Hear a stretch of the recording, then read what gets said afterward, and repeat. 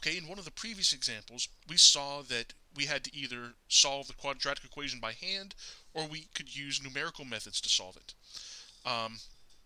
Another way that we can often get around having to solve the quadratic equation or solving higher order polynomials is a simplifying assumption that we can make when the equilibrium constant is very small. And so the simplifying assumption that we're going to use in this problem is applicable anytime the change in concentration is very small relative to the initial concentration, but I think it most commonly comes up when the equilibrium constant is very small and we're starting with only reactants at the beginning of the reaction. And this will make more sense when we get done, but if you use this assumption, it's a good idea to check it as long as the change in concentration is less than about 5% of the initial concentration, then we make the case that this assumption is an okay approximation to make. If the change is larger than 5%, then it's probably better to use some numerical methods to solve the problem, or in the case of a second order reaction, solving it by plugging in the quadratic equation rather than making this assumption. Okay, but on the next slides, let's go ahead and work this specific problem that where it is appropriate to make this k is small approximation.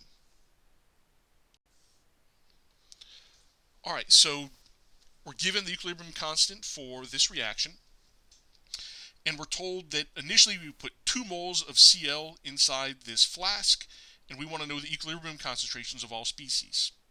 So because of the fact that they gave me the initial concentrations and they're asking about the equilibrium, I'm pretty sure I want to use an ice table.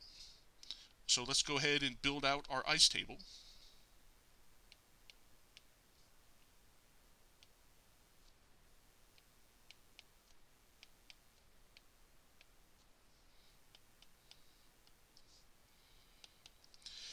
Now before I can just plug in the 2.0, in fact I don't want to plug in the 2.0 into my ice table because I need to use concentrations. So I need to use that molarity is N over V.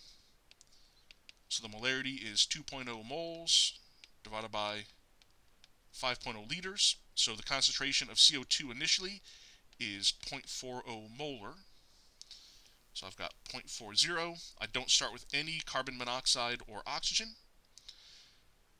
This reaction is going to have to go to the right since I don't start with any products. So we're going to lose reactant. So I'm going to make that side negative. So I'll have negative 2x for the CO2. I'll have positive 2x for the CO. And then just positive x for the oxygen. So then at equilibrium, I have 0.40 minus 2x, 2x, and x. And so I only have one unknown there, so I should be able to plug this into my equilibrium constant expression and solve for x. So my equilibrium constant expression is the concentration of CO squared times the concentration of O2 divided by the concentration of CO2 squared. Alright, so if I go ahead and put in the numbers, I have 2.0 times 10 to the minus 6 for k, and that's going to be equal to, the CO is 2x, and it's squared, times O2 is going to be x to the first power, and then I have 0.40 minus 2x squared in the denominator. And so at this point, I could FOIL my denominator, multiply both sides by that denominator, collect all the terms on the left, but what you may notice in the numerator here, I'm going to get a 4x cubed, right? So this isn't even a quadratic equation problem. This is solving for the roots of a third order polynomial. And there is an equation or formula akin to the quadratic formula for third order polynomials, but if you think the quadratic equation formula is ugly, you ain't seen nothing yet. So this is probably a good case for using numerical methods, but another way that we can approach this problem, that we can solve it without having to go to a graphing calculator or a computer or Wolfram Alpha, is to make an assumption based on what we know about the chemistry. So we know that the equilibrium constant for this reaction is very small. And so once we reach equilibrium, we're not going to have very many products, right? And so this x is going to be relatively small. The reaction is going to go to the right because there are no products to begin with, but it's not going to go very far. And so when I have this 0.40 minus 2x, I have what's going to be a relatively big number, and I'm subtracting from that what's going to be a relatively small number. And so this isn't just true for this type of problem, for these equilibrium problems, but anytime you're solving a mathematical problem and you're adding, subtracting numbers of very different magnitudes, so very big numbers plus or minus very small numbers, we can often ignore the small number. And that's what we're going to do here. So we can't do this when we're multiplying. So when I have the x squared and x cubed in the numerator, I can't ignore x's when they're small there. It's only when I'm adding or subtracting a small x to a number that's really big relative to x that we can make this approximation. And so what we do is we just ignore the minus 2x. And so the problem that we have to solve becomes 2.0 times 10 to the minus 6 is equal to, and then the numerator now is 2 squared is 4, and I have x squared times x, so I'm going to have 4x cubed. But now the denominator is just 0.40.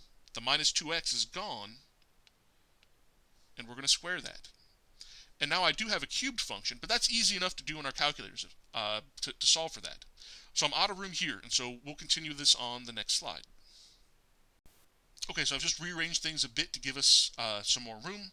I've rewritten our ICE table, and then where we were off the last slide, what we're trying to solve is this.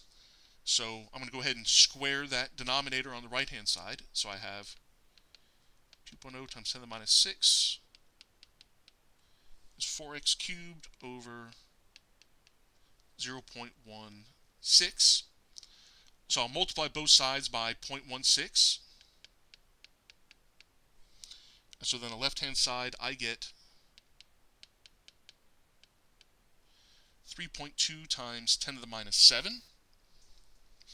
Now divide both sides by 4, and so I have x cubed is equal to 8.0 times 10 to the minus 8. And then I need to take the cubed root of both sides, or probably the easiest way to do that in most calculators is to raise both sides to the 1/3 power.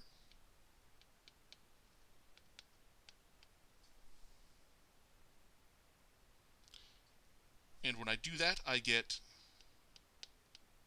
4.31 times 10 to the minus 3. Okay, so this is our x. Now, we want to double check, and we want to make sure that the change in concentration of CO2 is not more than 4% of the initial concentration. So the change is 2x, and so let's use a different color here for the check. So let's use green. So for the check, we have 2x, so 2 times 4.31 times 10 to the minus 3 over the initial concentration, which was 0.4. And when I do that, I get roughly 0.02 something. And so multiply that by 100. So the change is 2%. That's less than the 5%. And so this approximation is not terrible. And so we'll go ahead and roll with it. So then to get the equilibrium concentrations,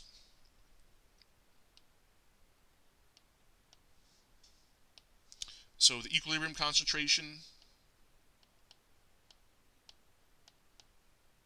for CO2 will be 0.40 minus 2 times x, so 2 times 4.31 times 10 to the minus 3, and so the equilibrium concentration of CO2, I get 0.39 molar.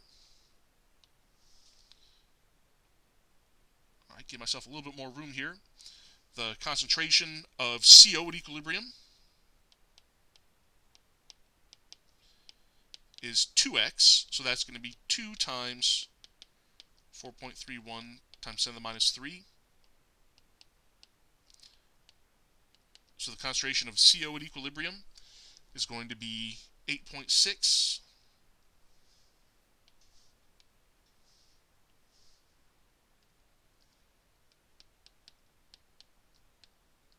times 10 to the minus 3. Let's circle this one as well. And then the O2 concentration is at equilibrium is just X. So the concentration of O2 at equilibrium is the 4.3 times 10 to the minus 3 molar.